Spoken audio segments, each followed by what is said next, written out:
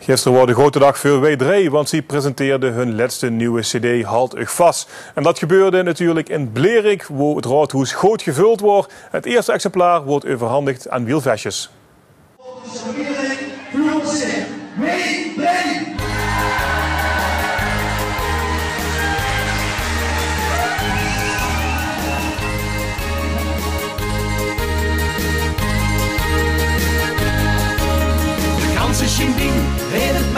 Ik heb vanmorgen 2 liedjes op de radio gehoord bij het Stadsomroep.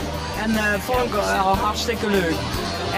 Maar ik vind ze sowieso altijd heel leuk. Heel enthousiast en carnavalsmuziek altijd leuk meezingen. Je gaat ook de nieuwe cd kopen? Nou, wij hebben 2 kaarten, dus ik ga er één. En zo dansen we door het heuvelland. Er is niet meer een leuk, wie deed het hier lang Wie gaat het tot niet toe? Het schijnt fantastisch. Het is een keigezellige middag. Jong en oud heeft plezier. We hebben geweldige artiesten te buen. En de ambiance is super. Mensen doen lekker mee. Hier, Beppie is bezig op dit moment. En helemaal mogen we de laatste liedjes zingen nog van de cd.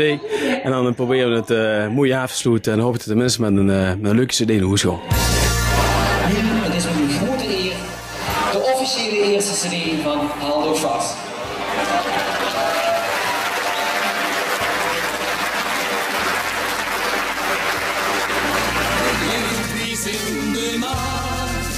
Wat vinden ze van hun eigen liedjes? De eigen cd. Nou, luister, we hebben natuurlijk heel hard aan gewerkt en het begint aan begin met ideeën en die reiken Quinn ook wel aan, maar natuurlijk alle lof voor Quinn, want hij heeft natuurlijk het meeste in. Maar wij stonden erachter, wij zijn er heel erg blij mee, ja.